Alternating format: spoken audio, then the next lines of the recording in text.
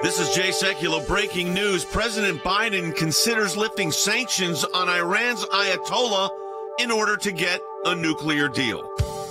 Live from Washington, D.C., Sekulow Live.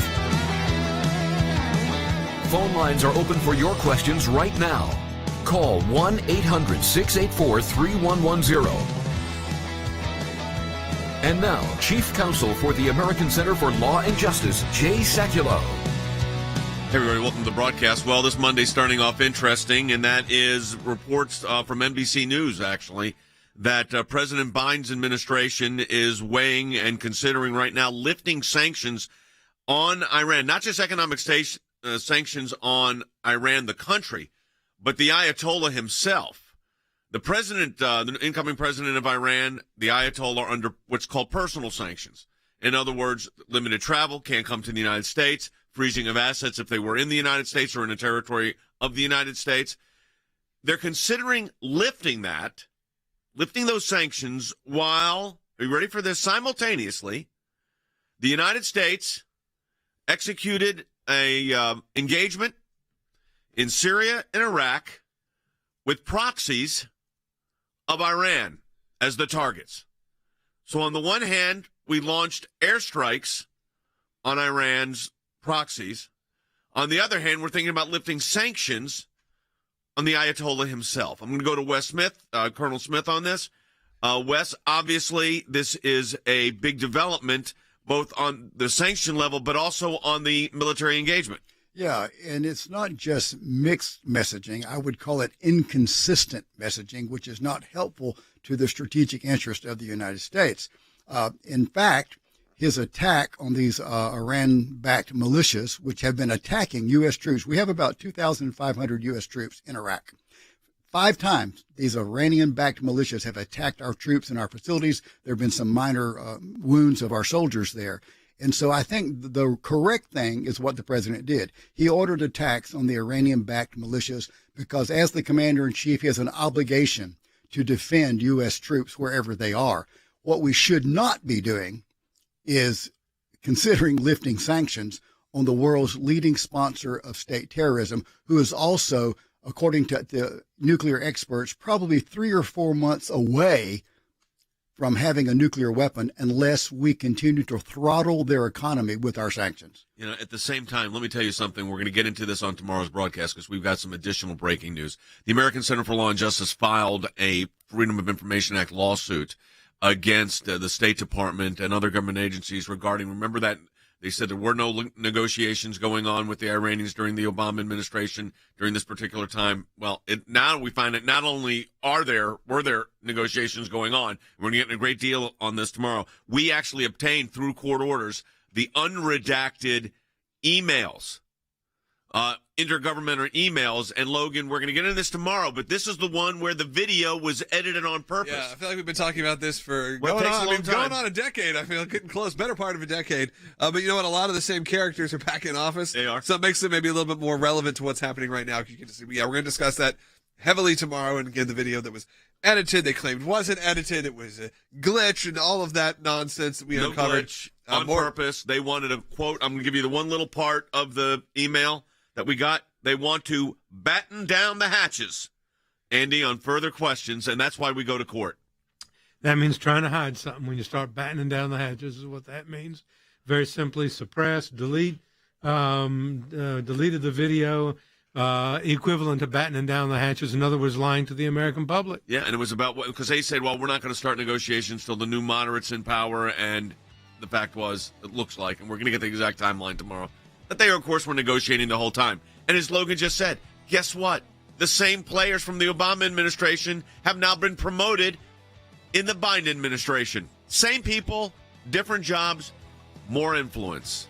Stay engaged with the ACLJ. Logan's going to tell you how. That's right. You go to aclj.org to find all our latest blogs and articles and website information. And if you need legal help, you can find all of it there.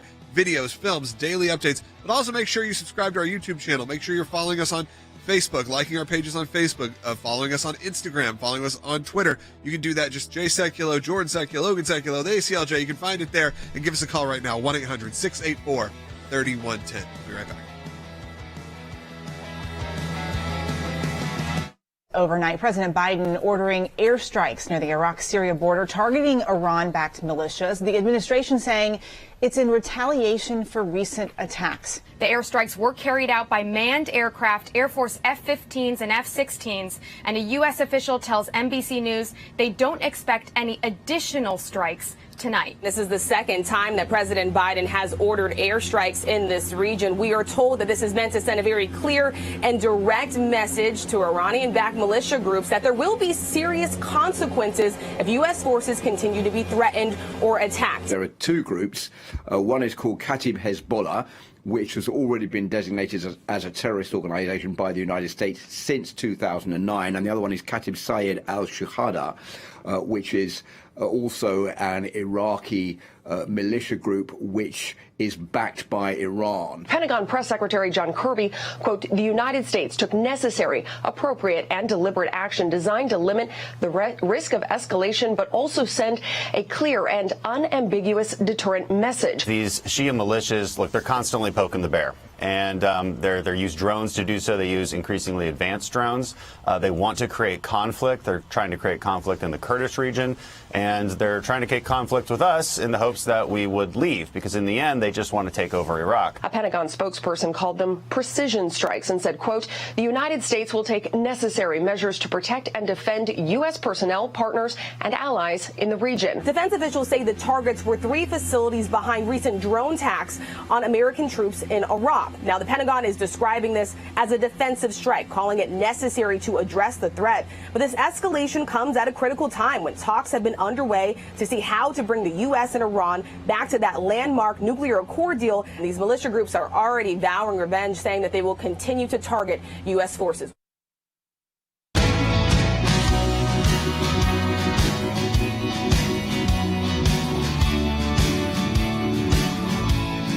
All right, so take a listen to this, an understanding of this. And this, I think, is important to mention. The Biden administration is considering actually lifting sanctions against the Ayatollah himself, who is the supreme leader of Iran. What signal does that send, Colonel Smith? That we are open to giving in to their demands, while meanwhile they are not giving in to any of the demands of the United States, which are not just good for the U.S., but for the region, for the peace and security of the world. The Biden administration, to their credit, they should not be in these negotiations for reasons we've discussed on this broadcast many times. But to their credit, what they are pressing Iran to do is to quit, using their terror proxies in the region to attack other places. And the Biden administration wants to address their ballistic missile program in addition to the nuclear research and development. Iran is locking their heels. They're saying absolutely no way, they will not do this. And it appears that even though they're locking their heels, the U.S. is probably toying with the idea of going through with re-entering the deal anyway, even though it's bad for us, bad for the peace and security of the world, and horrible for the region, especially our ally Israel. Here's an interesting comment from one of our YouTube viewers. It says, so President Biden's strategy is to bomb our enemies, then lift sanctions against them. And then Representative Rob Whitman, is Republican from Virginia, said the Biden administration continues to consider a return to the Iran nuclear deal, even as we strike Iran's proxies in Iraq and Syria. Iran can be trusted with nuclear materials. Then why are these strikes necessary? If not, then why is the administration so eager to re-enter this deal? This is not the way to conduct diplomacy, Andy. We have done that. Yes. We have conducted trilateral negotiations, multi-country negotiations. It's it's mixed messaging at best and mixed signals at worst. Well, Jay, that's right. When you negotiate, you try to get something in exchange for what you give. You yield on something that you get something back. And I'm sitting here thinking, they're sitting on the Ringstrasse in Vienna right now, having their little coffee and their croissant, and they're talking on the 7th series of negotiations. And meanwhile, we're bombing them on the Iraqi-Syria border. Katib Hezbollah and Katib Sayed al-Shahada are being bombed, which are the proxies of the Iranians. What are we getting out of coming back into the JCPOA? Tell me one concrete thing that the Iranians are conceding to us. I'd like to know. A return to Obama's great, in their view, foreign policy achievement, Logan. This is, you said it earlier, same people, different jobs. Yeah, absolutely. It is just it seems like it's on repeat. We're now back to how things were just a few short years ago. And now everything, we're learning a lot, but we are seeing, again, people just, again, it just feels like it's on repeat. It just feels like we're talking about the same topics. Tomorrow we're talking about a topic that at this point is 9-10 years old, but we're still uncovering things. Things are still happening. And as much as we're moving forward, it feels like we're moving backwards. Well, here's the problem. We are moving backwards because what this is going to do is we're sending real signals of weakness to our adversary. Let me underscore that one. To our adversary. And we're showing a lack of commitment to our allies. And our allies in the region now are very, very different because of the success of the Trump administration as it related to specifically the Abraham Accords. Those countries that have signed on to the Abraham Accords, and even countries that have not, like Saudi Arabia, who are, de facto members of the Abraham Accords, have one common denominator enemy.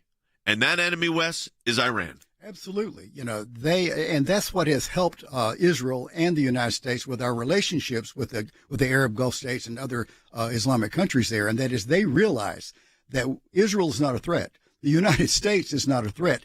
Iran is a threat, an existential threat to the countries in the region.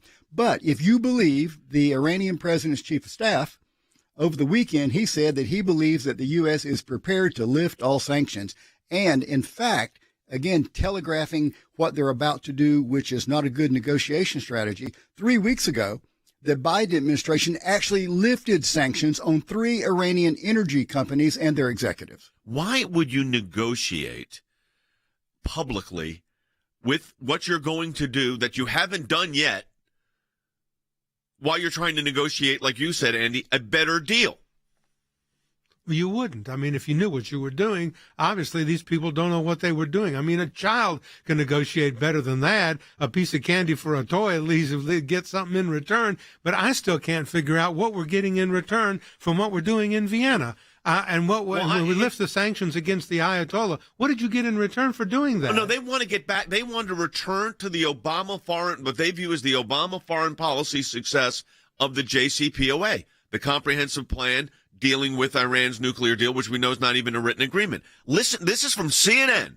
Listen to Lieutenant General Mark Hertling, CNN military analyst. Here's what he says about it.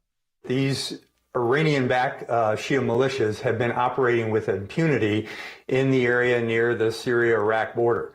The strikes were 2 in Syria, 1 in Iraq, at facilities used by Kataib Hezbollah, KH, and Kataib Saeed al-Sahuda. These are 2 Iranian-backed militias that frankly have been operating independently, and by reports, they have conducted 5 drone strikes against U.S. forces in that area. So it is a defensive action protecting U.S. forces in that part of Iraq, Syria. We're going to take your calls at 1-800-684-3110. Your comments already. We've mentioned some from Facebook and YouTube and other social media platforms. If you want to talk to us on air, 800-684-3110. What I found so fascinating about this is we are about to uncover, I think we'll have this put together by tomorrow, that the lead up to the negotiations, what the American people were told and what existed, Logan, were 2 different things. Yeah, absolutely. I'd love to hear from people, too, and their thoughts in general on this. And we have some phone lines open, and we'll be taking some coming up at 1-800-684-3110. That's 1-800-684-3110. I think it's important to hear from you all who are watching right now. And if you're watching on social media, make sure you share this broadcast right now. If you're on Facebook right now, I know there's thousands of you. I'm looking at you right now. Click that share button. Make sure this gets in the news feeds of all of your friends, and it's really important. Same with if you're watching on Twitter, retweet it. If you're somehow watching later on any other social media platform, just share this. It's really important right now. On YouTube, same thing. YouTube, hit the thumbs up and subscribe. I know we're going to have some great stuff coming to YouTube. I'm finding out right now.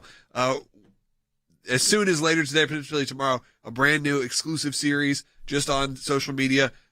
I look forward to sharing more about that in the coming days, but a really great series coming up. Again, exclusive to our social media platforms, specifically on our YouTube channel. So make sure you go to the ACLJ channel, subscribe. Hundreds of thousands of you have already, because there's new great content coming soon. You know, it's interesting. In June of 2019, after a U.S. drone was shot down by Iranian forces, President Trump imposed the sanctions on the supreme leader, Ayatollah Khamenei. Now, what's interesting about that is the lifting of that, the message that sends to the Iranians when Trump was trying to deal with strength, the message it sends is weakness. Yeah, absolutely. They're telegraphing their negotiation strategies. They're projecting weakness. Every indication from multiple media outlets and from people who have knowledge of these negotiations in Vienna is that the Biden administration is prepared to really give Iran pretty much what they want in exchange for nothing. The original JCPOA was flawed. It did not keep Iran from acquiring a nuclear weapon. It simply delayed it for a number of years. Because Iran has enriched uranium now to 60% levels and have increased their centrifuges, nuclear experts say they're down to 3 or 4 months breakout time to having a nuclear weapon. And yet, in spite of all of these stark facts, these realities, the Biden administration is intent on going through with it anyway, even though it actually, Jay, it will facilitate Iran getting a nuclear weapon. But the irony of all of this is that when the United States pulled out of the JCPOA, this Iran nuclear deal, the Europeans were still in it. The Europeans have confirmed that Iran has not fulfilled its obligations, in fact, continued to develop centrifuges and other weapons leading towards a nuclear weapon, other capabilities leading towards a nuclear weapon. So why in the world would you trust these people going back into a deal when they're more intent now, Andy, than ever and using their proxies to actually attack U.S. forces? Well, you wouldn't trust them. And look, the European view should not be and ought not to be the American view. Ambassador Grenell has said that many times. He'll be up next. Europe looks at these Iranians and so forth in the Middle East with a completely different set of spectacles than we use or that we ought to use. Well, that's not happening. The Biden went over there. He hugged all the European Union leaders. He hugged the NATO people. He went to Geneva. He did all these wonderful things. But that's the globalism that's part of the Democratic and Biden playbook. And as Logan said, we have been talking about this, it seems like, for centuries. We're back in the Obama days again here, Jay. Yeah, that's where we are. Yeah, it's just the people have been promoted. I mean, that is what has happened here. All right. Ambassador Rick Grinnell, our senior advisor, joining us in the next segment of the broadcast. We'll also take your calls and comments. Logan will let you know how. That's right. The phone lines are open right now, 1-800-684-3110. If you're watching on social media, share this with your friends. If you are watching on YouTube right now, hit that subscribe button, hit the thumbs up. That helps get this into more people's feeds. And also some great new exclusive content is coming very soon to YouTube. You want to make sure that you are engaged there because you're going to love a brand new series. It's launching very, very soon. We'll share more about that when we can. We'll be right back with more and Rick Grenell on Sekulow. Tensions are heightened in the Middle East. Iran shooting off its own missiles in a drill in the country's desert, capable of hitting U.S. bases in the region. The president has said that if Tehran resumes strict compliance with the 2015 nuclear agreement, the U.S. would rejoin as a starting point for future negotiations. This is a Biden administration that is saying, Iran, we're going to lift economic sanctions, we're going to rejoin the nuclear deal. So you would think if they thought that the Biden administration approach was the correct approach, rushed right back into the failed Iran nuclear deal, and Iran will suddenly be nice. And yet, it's the opposite. Iran also informed the UN it would begin enriching uranium to 20% at its Fordo facility. That puts Iran one step away from creating weapons-grade uranium. The Iranians are desperate, but they know how to negotiate from a position of strength, and that's exactly what they're doing. The Biden team will build up consensus as an amazing initiative and an amazing word. But consensus at the UN means that you have 15 members of the UN Security Council agreeing to a statement or a policy position. This is really dangerous for America. You can't just jump back into the JCPOA. We have to look at every legal option to defend our own interests. The real danger of Biden, I think, is the international level. Yeah. Because that's where he has the most power to act, where Congress can't step in. America first, the things that we have seen like that, I fear, and I'm very apprehensive as to whether this administration coming in is going to be able to continue that legacy. And now we're going to take all these steps back with the same retread bureaucrats that are going to go with their anti-Israel policies to the United Nations. And we're going to have to fight like crazy This is why your support of the American Center for Law and Justice and our offices around the globe is so essential right now. Hey, welcome back.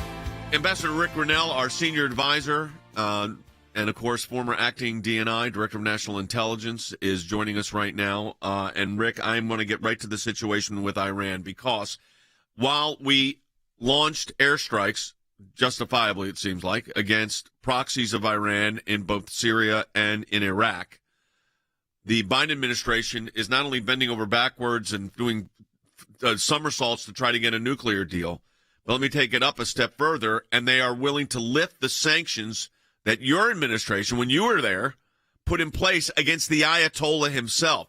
And we've been saying this is not the way you this is not strong negotiating tactics from someone that is, and they are our enemy. Rick? Look, they don't know what they're doing. You cannot be talking and negotiating with the Iranian regime to drop sanctions and at the same time take to the air to bomb their activities. This is ludicrous. Regular people can see that this is inconsistent, and yet inherent in that whole idea of the Iranian regime negotiations is an assumption that you trust the Iranians and what they're saying. You cannot trust the Iranians in negotiations while looking to see that they're spreading terrorism, so much so that the Americans have to go in and bomb in Iraq and Syria the Iran-backed terrorists. And so this is pretty plain to most people. And I would urge the Biden administration to actually look at what the left hand and the far left hand are doing. To me, what is interesting here is that this is being done to salvage the Obama legacy of this JCPOA. That is they view that as one of their legacy moves, foreign policy wise. And Colonel Smith, that legacy move, as we've said, and as Rick just said perfectly, the problem with it is it was a bad deal to begin with, only being made worse as we're negotiating for it. Oh, it is much worse now. There's no way that we can undo the knowledge that Iran has achieved over the last 6 years, nor what are they going to do with the uranium, which is almost weapons grade now. My question to you, Rick, is this. It appears, unless something drastic happens, that Iran is going to have a nuclear weapon. The JCPOA simply delayed it, but what's going on now, the breakout time has been drastically reduced. So if that happens, what do you see as the consequences? How does that change the geopolitical landscape if Iran has a nuclear weapon? Because it appears that the Biden administration is going to facilitate them getting one. Look, people just need to look no further than our North Korea policy and how trapped we are because of the nuclear programs that the North Koreans have. Imagine the region when Iran has a nuclear weapons program. I'm not convinced that they are for sure going to get it. They certainly are on the march. There is no question that their motives are there, that they're given money. The Biden team seems to be allowing the Europeans, which again they don't have the same threat assessment when it comes to Iran that we do. The Iranians are not targeting Berlin and Paris as much as they're targeting Washington. And that's just a reality. So we can't allow the Europeans to water down our policy just because we want to get along with the Europeans and we want this transatlantic hug. That is dangerous right now. We are different, and we need the transatlantic alliance to be Western facing. We need to negotiate with people who understand that we're a Western alliance. And I think that it's one of the reasons why we have Brexit, right? The British decided to leave the EU because it wasn't Western facing, wasn't following the rule of law on immigration or open borders. And so we need to signal to the Europeans giving the Iranians money will only create more problems, and that this is why the Biden team has decided to bomb Iranian-backed terrorists, because we cannot trust the Iranians. We need to be very clear. And lastly, let me just say, I think the Israelis are watching this very closely. Oh, yeah. No question. They will never allow Iran to get a nuclear weapon. Rick, I was going to say the same. There is no circumstance. We have an office in Jerusalem, as you know. There is under no circumstance upon which the Israelis are going to allow the Iranians to get a nuclear weapon. But that's just going to cause more instability in the region. Now, here's what's also interesting at the same time, Andy, and that is Iran's president's chief of staff is quoted in Iranian media as saying the U.S. has already agreed to lift sanctions on Iran's senior leadership, and the U.S. is denying this. Meanwhile, it's being leaked out that Ayatollah Khamenei's sanctions will be lifted. Well, I mean, that's probably true, and these back-channel communications are really, probably the true story, that we've already conceded that to them. But I want to ask Ambassador Grenell, because you said something that I think bears repeating and emphasizing. The European view of Iran and the Middle East should not be the American view. Am I correct on that, Rick? Absolutely. Look, it took the Europeans and specifically the Germans 9 days to figure out whose side they were on in Venezuela. This is a European Union entity that has been moving away from the Western alliance. We haven't moved away. They have. They have decided whether it's Iran, when I was in Berlin, North Korea had a youth hotel in the middle of Berlin, despite the fact that there were UN sanctions to not support North Korean entities and businesses. And so this is a region, the European Union, the Europeans, that do not share the same threat assessment that we do when it comes to Iran, China, North Korea. The list goes on. And here's what John Kirby, the Pentagon press secretary, said. He said that the airstrikes that the Biden administration authorized the targets were being used by Iran-backed militia groups that have used the facilities as staging grounds to launch attacks against U.S. troops in Iraq. So I know the exact targets. Go ahead. We've been watching them for a long time. This is, I'm pleased to see that the Biden administration recognizes that we have to protect American troops. Now, look, Jay, and I want to say this very clearly, I'm all about America first. I love the fact that Donald Trump brought our troops home and is not starting new wars. I am not somebody who wants to just utilize American power recklessly. It has to be tailored and targeted and only used when U.S. national security is threatened. I think that this is one of those situations. Yeah, I do too. I mean, when you got attacks being launched by proxies of Iran against U.S. troops, you take action. You did. Well, let me tell you what you don't do. You don't on the same hand say, and by the way, Ayatollah, we're going to lift sanctions against you.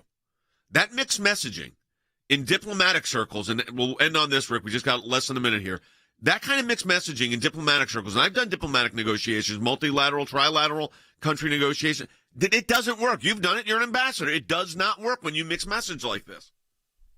It not only doesn't work, but the Europeans know that we look silly and inconsistent, and they're just, laughing all the way to the bank, because if Europe raises some sort of concern about a U.S. policy, Biden rushes to change the policy because he maximizes getting along with the Europeans more than he does a Western-facing alliance. All right, Rick Grinnell, former acting director of national intelligence, and proud to say a member of the ACLJ team, especially as it relates to issues like this. And great to have your insight. And Rick's got a lot of things posted at aclj.org. We'll talk more about that win tomorrow that we got about Iran through our FOIA case, so we'll keep you posted on that. Got an announcement when we come back from the break. A little off topic, but a nice little win. Back with more in a moment. Because of your support, because of the support of every member of the ACLJ, one of the practice areas that we've been able to develop is Freedom of Information Act requests, or FOIA requests. It's thousands of pages of paper, and in those thousands of pages of paper, you usually find a nugget. Government agencies acting out of control. We have exposed that in our FOIA litigation, and we do that every day that we bring these cases. It is your statutory right as an American citizen to have access to documents that reveal how the government is functioning, how your government is functioning. We took it to the IRS.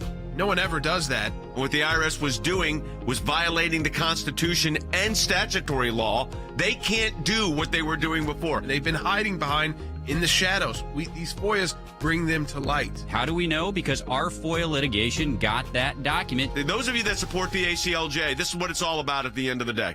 Think we haven't been on this, folks? We've been on it. Live from Washington, D.C., Sekulow Live. And now, Chief Counsel for the American Center for Law and Justice, Jay Sekulow. So we're talking about the fact that Iran has got these proxies operating in Iraq and Syria, and the United States took action militarily to take them out because they were staging grounds to attack U.S. troops. At the same time, word got out through NBC News, ready for this, that the president is considering lifting sanctions against the Ayatollah. You mean the Ayatollah that orders these proxy groups to attack U.S. troops? We're going to take sanctions off of him? We're rewarding him for killing American troops? You say, well, that seems like it's a bit much of a statement, but that's exactly, Wes, what has happened here. Oh, absolutely. It's on the face of it, it's insane. Why would you do this? You're the leader of the free world. You're the commander-in-chief of the United States of America. We do not need to have this agreement with Iran. We certainly don't need an agreement that will allow them to eventually get a nuclear weapon, and meanwhile they're attacking U.S. troops. The messaging is all over the board, and as you were discussing with Rick, it is not an effective strategy when you're going to the negotiating table with an enemy. Nope. Let's go to Gerald, who's calling from Maryland on line 1. Gerald, you're on the air. Good afternoon. How are you doing? Good. Hey, let's put Gerald back on hold just for a second, just make sure, see if we can check his sound quality, if we can pick up the phone. All right, let's continue conversation. Yeah, so we'll get back to Gerald in a moment. We told him we'd be going to him, so he just needs to have whatever he has that was wind or something going on there. It was a little hard to hear. You can tell. But I think what we have to understand here, folks, and by the way, I've got a little win to announce at the end of this segment, which will be nice. We did a FOIA action against the Obama administration on the duplicity, what we allege was duplicity in the way they were saying what was going on in these negotiations to begin with. And we got an answer. Now, we're going to lay it out tomorrow in great detail. But just to remind everybody of what this was, Logan, I think it's important for people to know.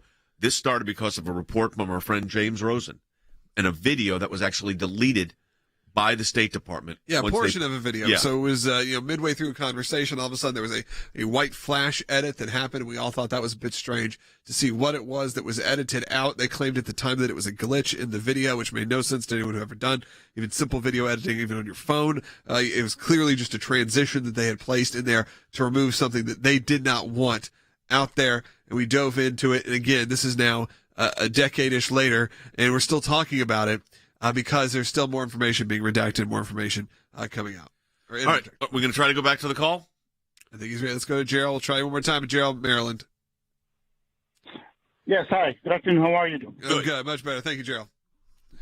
Yes, I was wondering, thank you for all what you do. Thanks. I was wondering in regards to this deal that the administration is trying to go back into, is there anything that the Congress can legally do to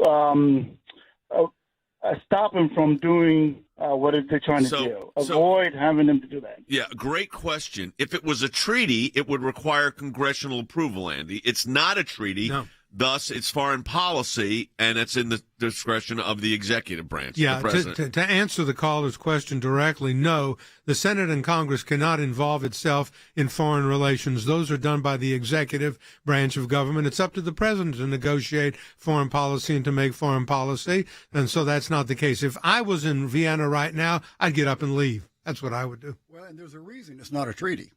Because there's no way it would have passed the no, Senate. Never Absolutely not. One of the things Iran said last week was that they want an assurance that another American president cannot withdraw from the deal again. That's a treaty. Yeah. And we cannot give them that assurance because it is not a treaty, and any president that going forward who is elected probably should not be a part of this deal. I just got notifications, a little off topic, but I always like to announce a win when we get one, and it's a federal court win, and that is California has agreed to a settlement of our case involving the ban on singing and chanting.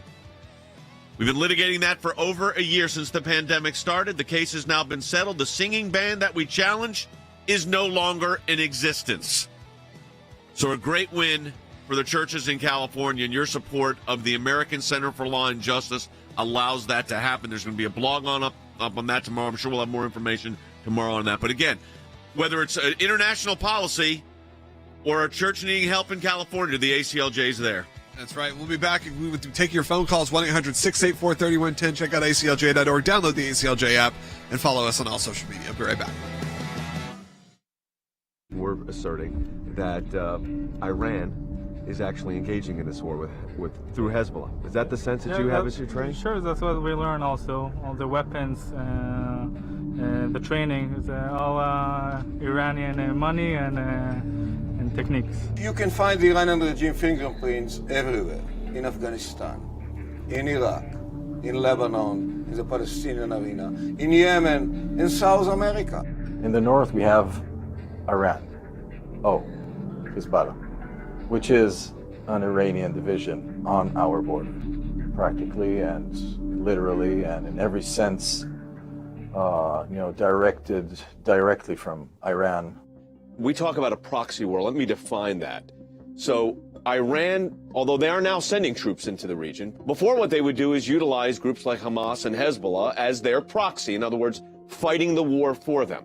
So you're in a conflict that is, I always say when you're dealing with the Middle East, you need to think nine-dimensionally. So when we talk about a proxy war, the Iranians have utilized other forces to advance their own agenda. So what we have with Iran and their involvement in this Syrian war is that now Syria is going to become like a community of Iran. I mean, that's how serious it is, and that's how serious the involvement of Iran is in Syria. And next to Syria, we have Lebanon, which now is effectively being run by Hezbollah. So we have the free flow of arms, sophisticated weapons, very sophisticated, from Iran through Syria into Lebanon, sitting 150,000 missiles ready and being aimed at major Israeli cities. And so that proxy war on that border of Israel and Lebanon with Hezbollah is very serious.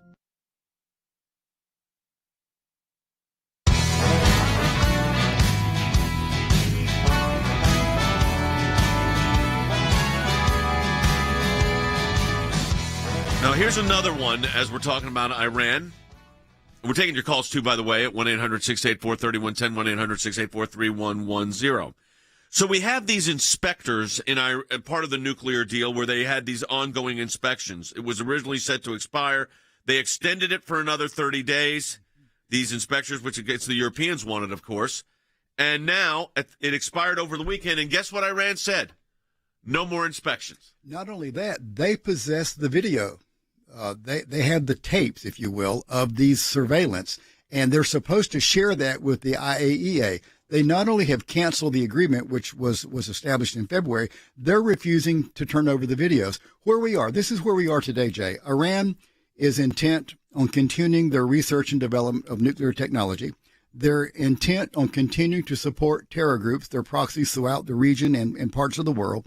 They are perfecting, and they actually have perfected their ballistic missile program. 2 weeks ago, we discovered there are nuclear sites where they are developing shock generators, which is what you need to miniaturize a nuclear weapon to put it on the missile. These are the facts on the ground as we know them today. Meanwhile, they are demanding that all sanctions be lifted. So the question is, in light of all of those things, what will the Biden administration do? Well, we had a couple of good questions that came in on social media. I think, Logan, let's take a look at. Do you have them up there on your screen? From YouTube, we have Susan on YouTube said President Trump weakened Iran, but now Israel and those in the Abraham Accords are now having to face a stronger Iran, destabilizing the Middle East due to the Biden policies. And that's 100% correct. So Iran was, I think, fair to say, Andy, at its weakest point. Yeah, it was teetering. Yeah. It was teetering. And then the President of the United States, Donald Trump, comes in. He comes up with the Abraham Accords. He supports Israel totally, unreservedly, without any question. Now we have a rerun back to the Obama days, and President Biden trying to recapture and reprise the great crowning achievement of the Obama administration, the Joint Comprehensive Plan of Action with Iran. And what did we get for that? Nothing. The president, the speaker of the Iranian parliament says, quote, the agreement, that is the inspection agreement, has expired. Any of the information recorded will never be given to the International Atomic Energy Agency, and the data and images will remain in the possession of Iran. So and we're why sitting in the world talking to would them you be in Vienna. at a table in Vienna having discussions even with intermediaries? You wouldn't. It's ridiculous. A child would know this, much less diplomats of the United States. But you're going to destabilize the entire Middle East with this policy. Absolutely. You're going to have, as Rick and I were discussing, a country like North Korea, only much more volatile and unstable, if you can believe it, than Kim Jong-il in North Korea. And if we don't do something, they're going to get a nuclear weapon. And yet it appears... The Israelis will never let that happen. I agree with you there. Okay, but that means the whole region is destabilized. That means the whole region is destabilized. It means military action. It means the potential for a larger war. All of that could be avoided if we would continue to sanction Iran and take a firm, unnegotiating stance with these people, and we're not. Another comment that came in on YouTube, a couple comments, but I think this is one that we just addressed a little bit, but I think it's fun to hear. Scott on YouTube said, what's the obsession with playing nice with Iran? It seems like there's nothing to gain with these deals. I am absolutely convinced that what the administration is doing is trying to resurrect what they view as their previous run at this with the Obama-Biden administration's foreign policy they consider success of the Iran nuclear deal, which, as we're laying it out for you, you realize what a farce this is.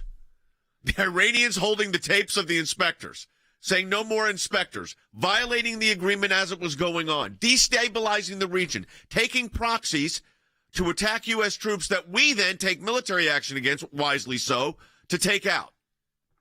And we're going to reward them for bad behavior.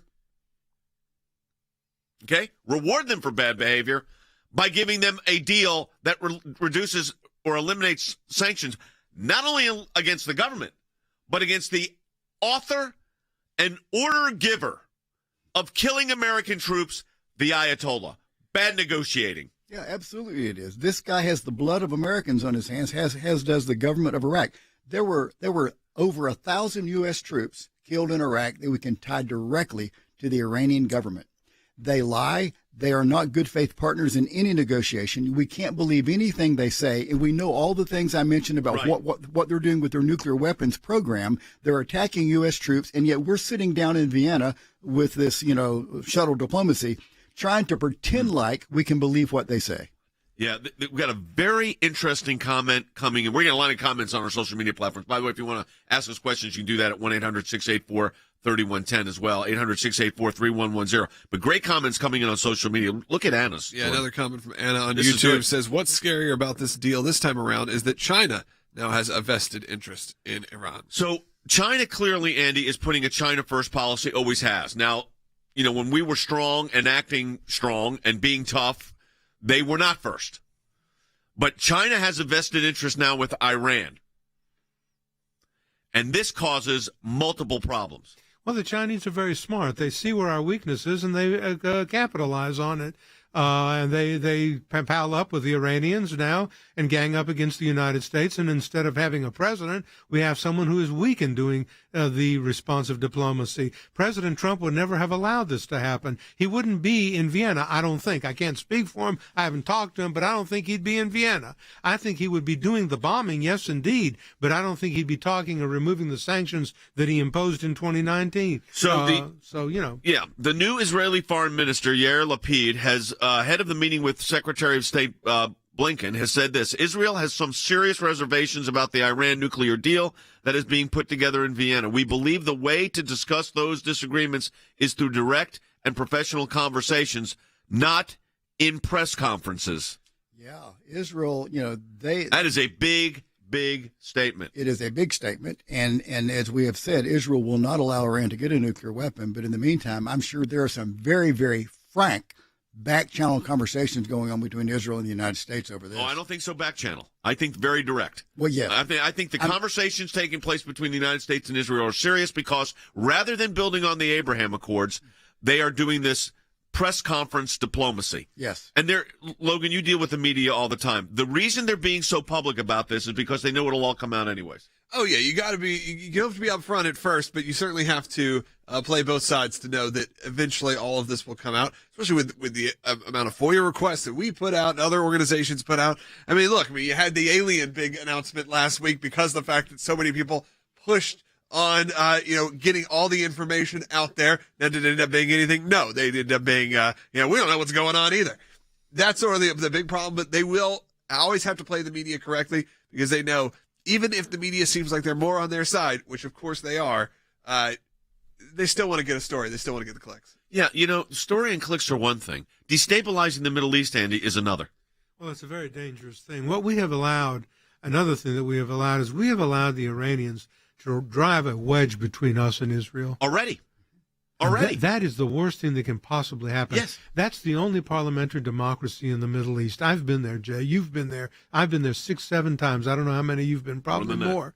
We have sat in the Supreme Court. We have sat in the Knesset. We have seen the operation of a parliamentary democracy. We have spoken with the Prime Minister. Why are we allowing any nation or any entity to drive a wedge between us and Israel? I have no idea. Especially a nation, West, that's willing to say, by the way, your inspectors, we're not going to extend the inspections, but please have us come back. We want to deal with you because we want the economic benefit. Yeah, and the Europeans would go along with it in a minute. Oh, yeah. The other 5 signatories to this agreement, the UK, France, Germany, China, and Russia are pressuring the U.S. to lift the sanctions and to go forward with this. And it absolutely would be a colossal mistake that impacts the region and the world. And we mentioned China a minute ago. China and Russia are our 2 chief adversaries.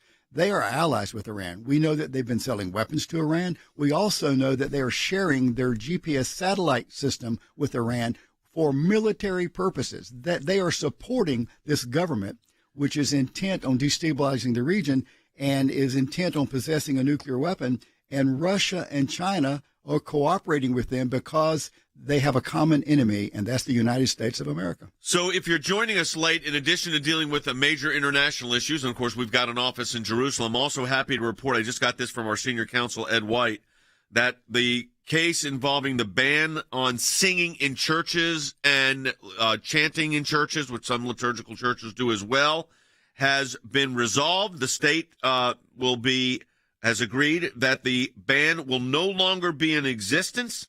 This took about almost a year of litigation to get this resolved. But the end result is the ban on singing and worship in California churches has been removed. Andy, this is a big win. It is a big win. We can now make a joyful noise unto the Lord and not be afraid of being in contempt of a federal judge. And then you have that line in your song, Logan. There's that line in the song about you're going to go to California, but they'll probably try to warn you. Right, exactly. Maybe they're turning their new leaf here. Yeah, well, I mean, I doubt it. They may be doing that because a certain person wants to stay in office, but we'll see. Hey, phone lines are available. 1-800-684-3110. That's 1-800-684-3110.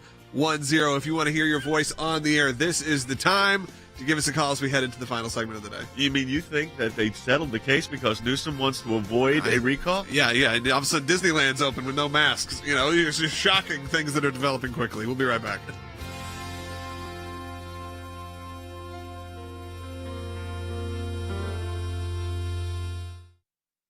The U.S. military carried out airstrikes tonight against Iran-backed militia groups in Iraq and Syria. The second time in his presidency, he's ordered airstrikes. In February, it was for an attack on a northern Iraqi base that killed a contractor and wounded U.S. and allied troops. The Pentagon called Sunday's strikes defensive. The U.S. carried out defensive precision airstrikes against Iran-backed militia groups in the Iraq-Syria border region. The militias are believed to be behind recent drone attacks against U.S. military personnel in Iraq. Militia groups said in a statement that 4 militants were killed in the strikes, and they vowed to retaliate. This is taking place at the same time, Charlie, as negotiations are carrying on with the United States over the Iranian nuclear agreement. And I think what Joe Biden, the U.S. president, is trying to convey as a message here is we're going to compartmentalize this into 2 things. First, the U.S. action in Iraq to fight against militia and fight against the Islamic State. And also at the other end, then there are the talks with Iran over the setting up again of the Iranian nuclear agreement. I don't find it likely that it could survive if we then believe that we have to escalate elsewhere in the region and intensify confrontation with Iran in order to keep certain countries in the region, whether it's the Saudis, the Israelis, the Emiratis, happy. Because the tensions that will come about as a result of those escalations will cause the JCPOA to collapse. Raisi is talking about, at least during the presidential debates, he talked about being a better enforcer of the JCPOA. And his first press conference after getting elected, or after getting selected, I should say, was about not extending it, not making it longer and stronger and broader like the Biden team wants. So in many ways, spending all this time, energy, and capital, particularly while the Iranian people are suffering, and particularly when the regime feels so comfortable putting a mass murderer at the helm, is not wise.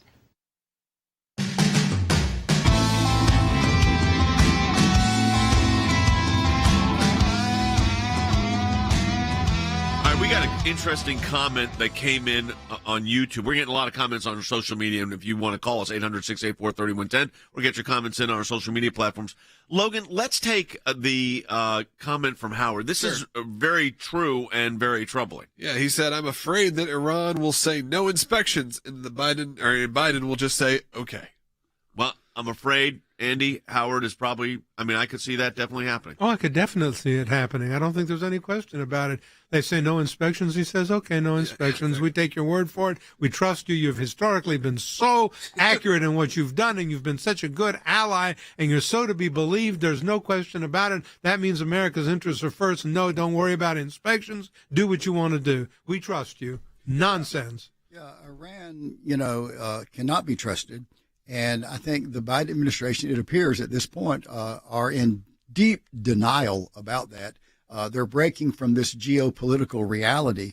And I think there is a probability that at least a large number of these sanctions will be lifted. When they lifted the sanctions 3 weeks ago, the Biden administration said they did it to inject momentum into the negotiations with Iran, which had stalled at the time. I think Iran will continue to lock their heels. They're not going to give in to inspections or to modifying the JCPOA.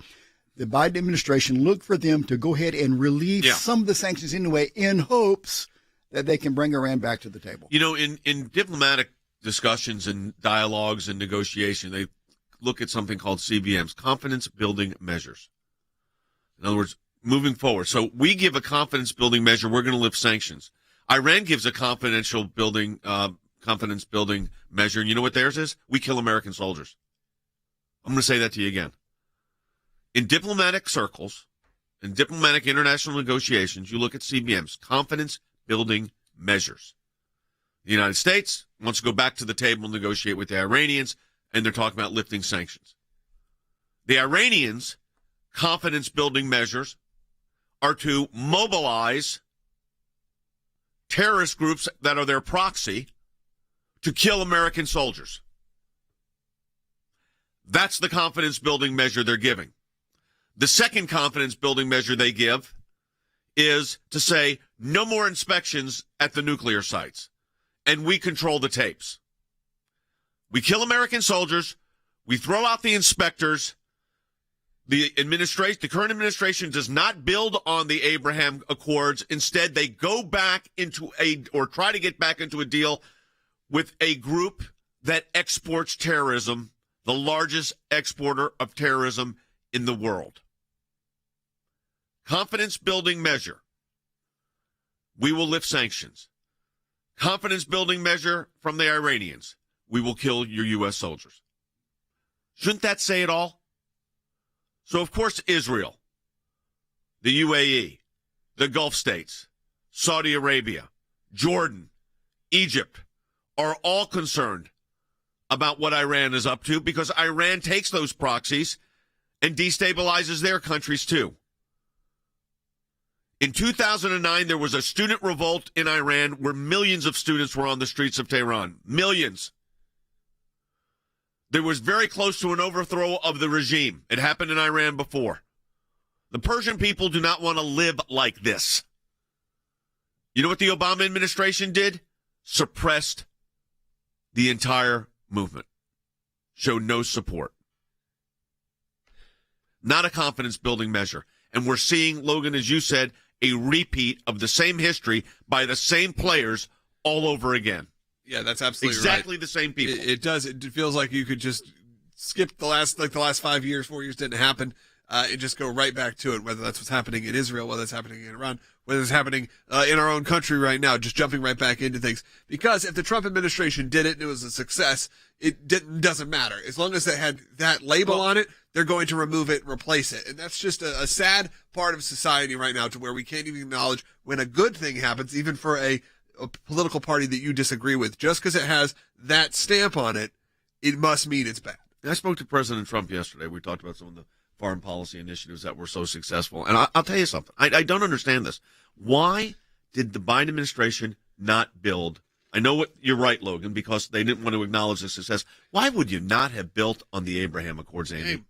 Because anything President Trump did was wrong and bad and evil and corrupt and terrible and horrible for the United States, and they will never allow the opposite to be the case. Let me tell you something right now, more than ever. I was in France in 1981 when Valéry Giscard d'Estaing was running for president, and the signs around the country said in French, and I'll translate it, but in French it said, "Il nous faut un président," which means we deserve a president.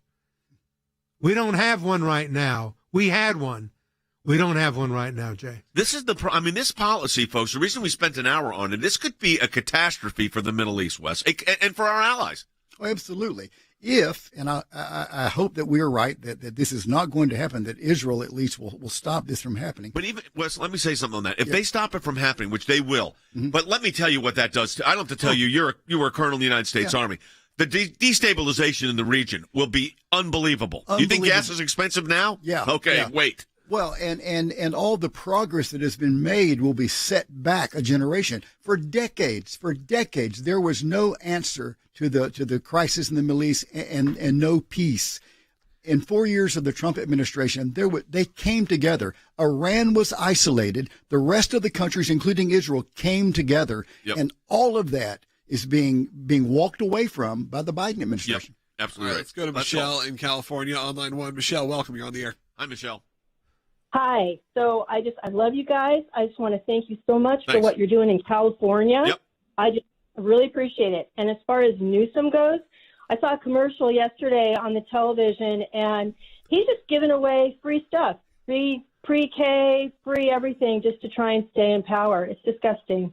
Oh, yeah, he's certainly pulling out all the stops here as the recall vote is happening. It's not getting as much attention nationally as it was just a few months ago when it's happening, but obviously there are real contenders here, and it's going to be an interesting few months for those of you who live in California. You thought that the settlement in our case could well be motivated, which is the singing in church ban. Yeah. I mean, I don't know the specifics, so I don't want to say that, but I do feel like California has intentionally rolled back a lot of their restrictions. Obviously, as vaccinations happen, things happen, but a lot of them have come very abruptly, very quickly. We're members of some clubs in California. I spent a lot of time in California. It seems like all of a sudden it went from 0 to 100% very quickly.